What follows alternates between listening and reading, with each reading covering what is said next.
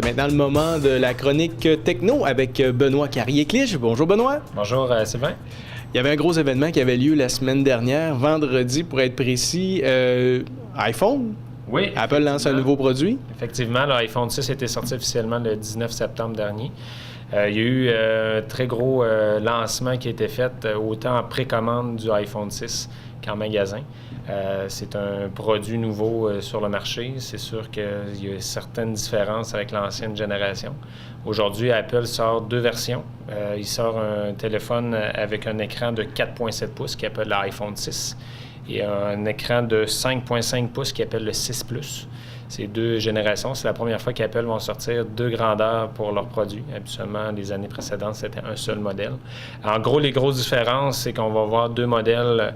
Le premier, qui est le dernier, la dernière génération du iPhone, qui est le 6, ça remplace un peu l'iPhone 5, 5S. La grosse caractéristique, les différences, c'est qu'un écran un petit peu plus grand. Il va avoir aussi un écran de plus grande qualité d'image aussi. Et le nouveau iOS 8 qu'on appelle. En gros, les différences entre le 5 et le 6, c'est qu'il va y avoir une meilleure pile, un meilleur mégapixel pour la caméra photo et vidéo. Il va y avoir aussi une solidité un petit peu mieux et la minceur et la légèreté du produit. Versus aussi le 6 Plus, qui est une nouvelle génération de produits chez Apple. Il va avoir un écran de 5,5 pouces. Il va avoir un écran qu'on appelle Full HD, qui est à 1080p. C'est une première chez Apple aussi.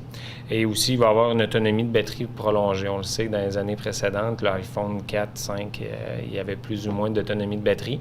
Et avec le 6 Plus, on tombe avec une meilleure autonomie, vu que la grosseur aussi de l'appareil, légèrement plus épais que l'iPhone 6 standard, mais une meilleure performance aussi.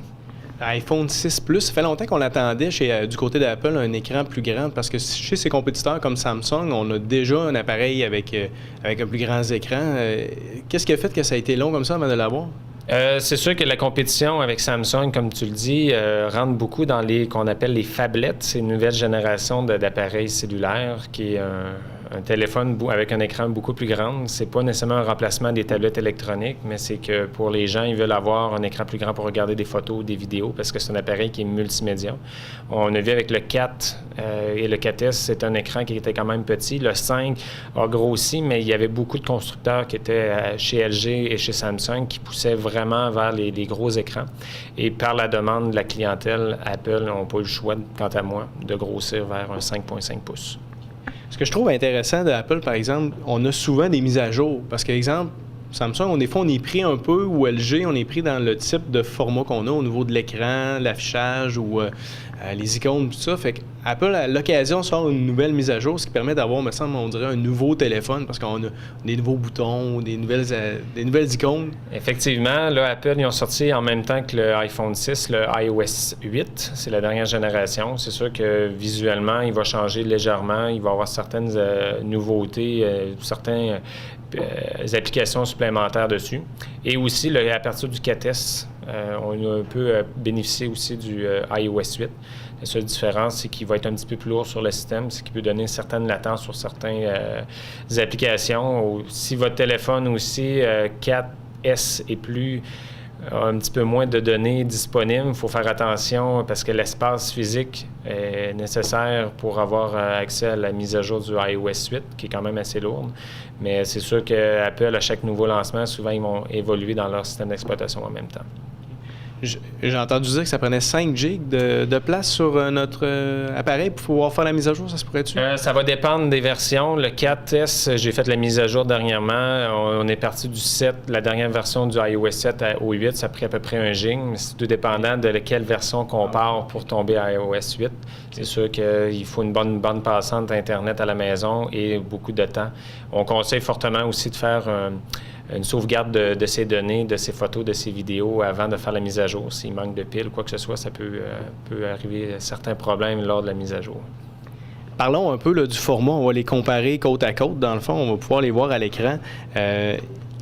Dis-nous, est-ce que tu crois que les gens vont embarquer? Est-ce que vraiment on sent une différence par rapport au 5S? Il y avait eu beaucoup d'attentes parce qu'il y a les gens qui étaient chez Android avec Samsung ou LG, il y avait des téléphones qui étaient à grand écran. C'était quand même une forte demande. Quand on parle du Galaxy S5 de chez Samsung, c'est sûr qu'aujourd'hui, on tombe avec l'iPhone 6 et le 6 Plus.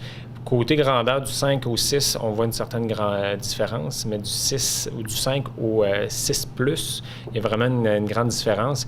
Les gens vont l'aimer pour regarder les vidéos parce que l'écran est Full HD qu'on appelle, pour faire de la photo. Les applications de plus en plus vont être adaptées aussi pour les grands écrans, fait que ça va être nécessaire. Mais c'est sûr que les gens qui partent du 4 et au 6, on va vraiment avoir une différence. Du 5 au 6, un petit peu moins.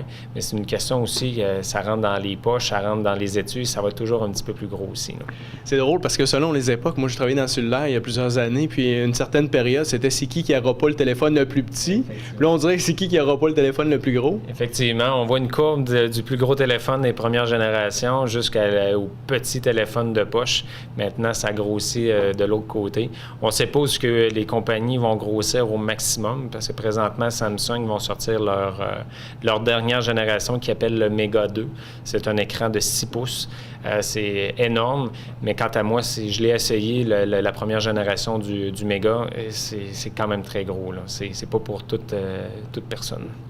Parce qu'on s'habitue à une grande écran, c'est ça, les gens vont voir ça la première fois, on dit « Ah, je sais pas si ça me tente de traîner ça, un appareil avec un si grand écran », mais quand on y a goûté, moi, par exemple, je me promène avec un Samsung Galaxy S6, 5 plutôt, ces temps-ci, avec un écran de 6 pouces, 5.5 pouces. 5.5, un petit peu. Puis on s'habitue, puis une fois qu'on a goûté à ça, on n'est plus capable de s'en passer. C'est sûr que le téléphone cellulaire, de plus en plus, avec les applications disponibles, va remplacer tranquillement pas vite le portable. Ce qui fait que votre cellulaire va devenir votre outil, autant pour aller voir vos comptes bancaires, autant aller voir les vidéos sur YouTube pour mettre votre musique. Fait que on va délaisser tranquillement pas vite l'ordinateur portable, mais ça ne remplacera pas nécessairement les tablettes, parce que les tablettes jouent dans une autre catégorie, ça c'est sûr et certain. Mais c'est sûr qu'aujourd'hui, les téléphones cellulaires grossissent pour donner plus de disponibilité à des applications, à des outils de travail intéressants que anciennement les téléphones ne pouvaient pas offrir. Pour les gens qui veulent se le procurer, soit l'iPhone 6 ou l'iPhone 6 Plus, est-ce qu'il y a des ruptures de stock ou c'est facile de se le procurer? C'est sûr qu'au lancement, le 19 septembre dernier, il y a eu beaucoup d'achalandage dans les boutiques, autant pour les précommandes, parce qu'Apple a eu 4 millions de précommandes. C'est que c'est le plus gros des lancements présentement de chez Apple.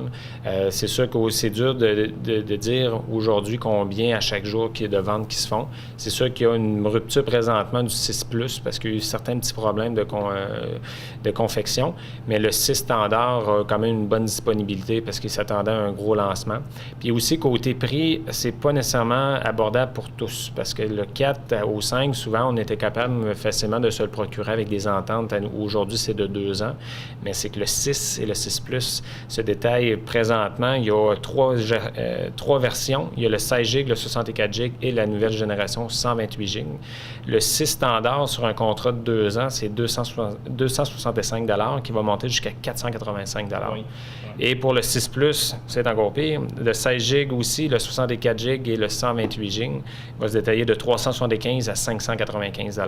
C'est ce qu'il faut dire, c'est qu'il faut avoir une entente de 2 ans avec un contrat avec un forfait minimum de 70 $. 70 $ pour certains, ça représente quoi? C'est quand même énorme, là. On parle juste d'un cellulaire, mais c'est que ça va remplacer aujourd'hui Internet à la maison, ça va remplacer votre ordinateur. C'est qu'un peu les fabricants veulent ça. Ils veulent remplacer tout ce qu'il y a à la maison pour avoir un seul produit.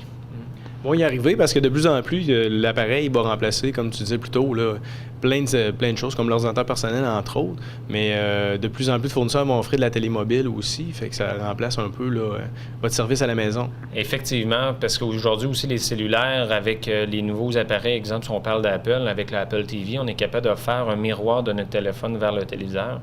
Ce que vous avez des émissions en ligne sur tout.tv, des choses comme ça, vous êtes capable carrément de diffuser votre contenu de cellulaire à votre téléviseur. Fait que les décodeurs, de moins en moins, vont en avoir de besoin. Les ordinateurs portables, de moins en moins. C'est que tout s'en vient avec ça. La radio, Internet, après ça, il y a une multitude de produits ou d'applications qui sont intégrées dans les cellulaires à cette heure pour permettre carrément de tasser les appareils électroniques qu'on a déjà à la maison. Mais si on utilise tout ça, il faut vraiment faire attention d'avoir le bon forfait data pour ça, sinon on peut avoir des surprises. Effectivement, parce que c'est ça, aujourd'hui, quand vous avez le réseau sans fil à la maison, c'est tout dépendant le forfait que vous avez. Souvent, c'est rare que vous êtes capable de dépasser le nombre de gigs disponibles dans votre forfait. Mais quand vous tombez avec le côté cellulaire hors de la maison, vous êtes au chalet, vous êtes sur la route, c'est sûr que plus en plus les réseaux sont rapides, c'est rendu aussi que les nombres de gigs par rapport à vos forfaits cellulaires augmentent. Mais il faut faire attention parce que les enfants dans la voiture, en montant en voyage, c'est sûr que si vous dépassez le nombre de gigs, peu importe le fournisseur de cellulaire, vont vous facturer, ça c'est sûr. Là. Parfait. Bien, écoute, Benoît, je te remercie beaucoup. Puis on se donne rendez-vous pour une autre chronique. Tu vas nous parler de quoi? Prochaine chronique, je vais vous parler des réseaux sans fil dans la maison, comment bien les configurer, qu'est-ce qu'il faut regarder lors de l'achat d'un réseau sans fil ou d'un routeur qu'on appelle. Fait que ça va être ma prochaine chronique. Parfait. Donc, si les gens ont d'autres questions, ils peuvent aller te voir au Centre Hi-Fi. Effectivement, Centre Hi-Fi sur le boulevard Vachon à Sainte-Marie. Bien, merci beaucoup. Merci.